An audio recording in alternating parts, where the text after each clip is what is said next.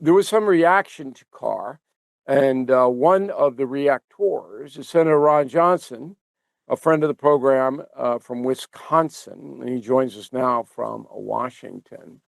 So, Senator, you went on a record and you said, "Look, I don't like this, FCC surveillance. Let's call it that." Correct?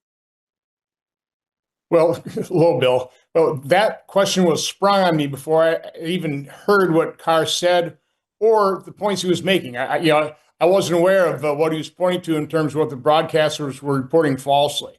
But having the question sprung on me, I resorted to what my basic belief is like you. I don't like the heavy-handed government. I don't care who wields it. I'm a strong defender in the First Amendment and freedom of speech and freedom of the press. That said, these broadcasters are granted licenses to use this incredibly lucrative broadcast spectrum, and they have a certain responsibility to the public. So I'll hedge my comments a little bit from the standpoint of, the legacy corporate media is highly biased. When they get something wrong, I think they do have a duty to correct the record. And if they consistently don't do that, if they consistently report false news, don't correct the record, their license just might be in jeopardy. But again, I would prefer the federal government not having to wield that kind of power. It'd be nice if we had unbiased broadcasters, but we don't. And we never will again, because too much money in being biased. That's easy money to make. But there's a difference, and here's the difference. So when you report something and you say this is happening, this is a fact, and it's not a fact, that it's totally wrong, you have an obligation to correct the record. And the anti-Trump media rarely does that. Once in a while, but rarely. They'll just let this stuff go. Opinion is opinion. I mean, almost every pundit on television, with the exception of me, is wrong every day. Let's face it, the Washington Post has not given back its Pulitzer Prize for the Russian collusion hoax stories, right? They got a Pulitzer Prize for that completely false narrative. They never apologized. They haven't given back that Pulitzer Prize. So, no, I'm no fan of the legacy media, trust me. But I'm not a big fan of big government. And what the senator is talking about is that the Washington Post and the New York Times ramped up this Russian collusion thing that Trump was involved in 2016. Totally bogus story. They won Pulitzer Prizes, didn't give them back. I mean, that was the end. To me, that was it. But what I'm trying to say is that opinion, you can be wrong, and that's not a problem. But a fact that, hey, in California, Iranians are getting ready to drone you. I mean, come on. And then you get into irresponsibility. But here's something very interesting, that there are certain networks on the air, CNN is one of them, that won't book guests, all right, that go against their philosophy. So CNN despises Donald Trump. So you very rarely see that. I think they have one guy pundit that on quite often who sticks up for Trump. But it's a mountain of people against him. MS does the same thing. The networks do the same thing, not as much. But you don't see a lot of Trump people on there. Comedians, late night, you don't see anybody. The View doesn't ever book people who are against their liberal point of view. That disturbs me now. Now I'm saying, and there's only one correction, Senator, only one. That would be the government licensing stuff, right? Yeah, but I think cable news is different than broadcast news. I don't think it's the same kind of licensing requirements. They're basically paying for their ability to broadcast over cable. And you've got competition too. Again, I like the fact we have a free press. We have all these alternate media types now, and that's a good thing. I'd rather have more speech than government restricting speech. Okay. You live in a swing state, a very important state, Wisconsin. And as we reported, oil prices, gas prices pump up $1 very quickly. And Wisconsin's not a wealthy state, and it's working people. You know that. You know the state as well as anybody knows it. Are those people now are going to accept the Iranian action, or are they going to rebel against it because they're getting hurt in their own personal finance world? Well, I need to point out in June of 2022, national gas prices averaged about $5 a gallon. Inflation was 40-year high at 9.1%. Now, that wasn't caused by a war that we had to engage in. I mean, President Trump, Iran was at war with us for 47 years. They are a menace. They are proving themselves to be a menace. We had to act before we couldn't act, before they became a nuclear power, had so many missiles, had so many drones that you simply couldn't do what we're doing right now. So again, gas prices are up because of President Trump having the courage to act before it was too late. The gas price under Biden, they were up there because of his war on fossil fuel, because of the policies they were undertaking. So it's important to point out to the American public, yeah, nobody likes high gas prices, but we actually were bringing them down with Trump's policies of drill, baby, drill.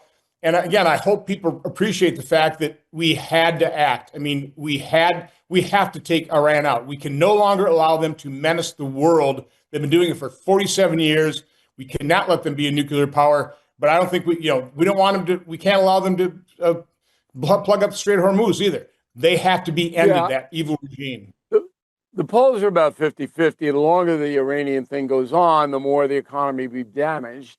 And then the midterms loom in November. So it's really impossible to predict it. I don't know how many Americans at this point in history, Senator, are putting their country before themselves. You know what I mean? We're all human beings. We're selfish. You know, the one thing I'm optimistic about, and again, stunning achievement already by the Israeli and U.S. military and our brave men and women. But the fact that now you have Iranian citizens basically being able to call in airstrikes, that's the way you can weaken the regime, get rid of the evildoers in Iran so the Iranian people can take over. We've never been able to do that before in warfare, where you basically have the Iranian people who want to be freed of this evil regime being able to call in airstrikes. It's got the Iranian security troops shaking their boots. Great article in the Wall Street Journal today about that. So that gives me some hope.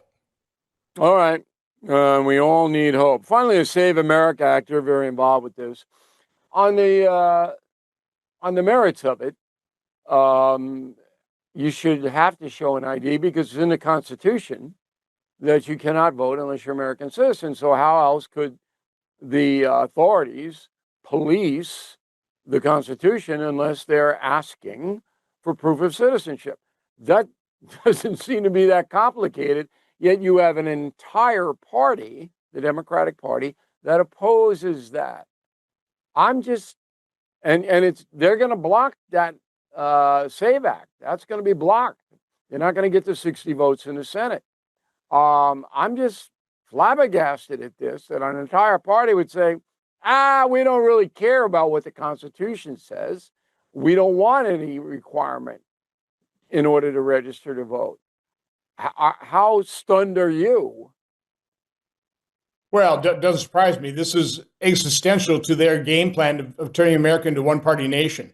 If they get the majority, they will eliminate the filibuster. They'll end the filibuster, turn Puerto Rico, D.C. into states. They'll pass the Supreme Court. We need to stop them from doing that. So right now, the split in the Republican Party isn't so much, would we like to have the filibuster to stop really bad liberal legislation? Yeah, but the split is, do we believe that Democrats will end it, and should we do it first?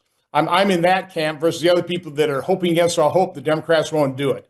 But the sad fact of the matter is, this is their game plan. That's why they flooded millions of people into America. You know, plus up these sanctuary cities and states, get more members of Congress, make it very easy to cheat. And the fact that they allow illegal immigrants to vote in some of these local elections, like in D.C., like in New York, once you're registered to vote in a local election, makes it pretty easy to vote in a federal election. Of course, Democrats sit there, we don't want to do that. No, that's exactly what they want to do. So they're going to lie all day long during this debate, but we're having this debate to hopefully expose the Democrats for who they are and make them defend why are they opposed to what 80% of American people support.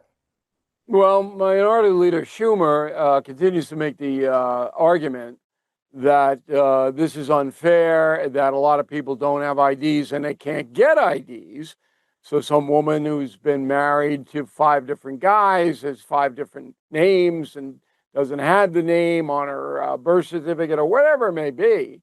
And I'm saying to myself, Chuck, do you not understand that states can remedy that very, very quickly? Because the states, of course, are in charge of getting people credentials so they can register to vote if they're American citizens. Am I wrong? Am I going off the path here?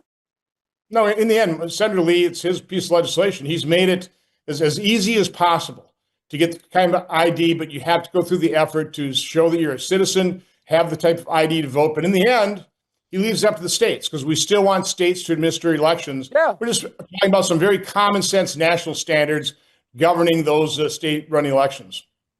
Yeah, because all you would have to do, the state legislature would say, okay, you don't have an ID, a valid ID, we're going to send you one. Just as here's the form, you fill it out, and then you'll get your ID and you'll be able to vote. But you don't hear that. You hear Jim Crow and this is that, and they don't want this one to vote, they don't want that one to vote. And my head's going to blow off. We've been here in Washington for 3 days. I feel like I've been here 3 months, Senator. I don't know how you guys do it. I mean, it's just like crazy. I was just on the floor listening to Schumer. Yeah, your head wants to explode. You are forced to refute what he has to say. I know. It's just so crazy. But this bill is not going to pass the SAVE Act this time around. I don't like busting out the filibuster because of exactly what you pointed out. If the Republicans do get around to doing that, then the Democrats are going to use that to do all kinds of insane stuff when it's their turn, when they have the power of the three, the House, the Senate, and the presidency. Last word on Wisconsin. Do you have a poll? How do you put your finger on how the folks are feeling in your state? How do you know how they're feeling about gas prices? Do you get information coming to you? Well, if you're a candidate, you're doing that kind of polling, and it's getting, it gets the micro issues. But in Wisconsin, you just basically say it's going to be a 50-50 race. If it's a November election, a fall election, it's going to be close. No matter who's running, who's at the top of the ticket, it's going to be close. We're that close a state.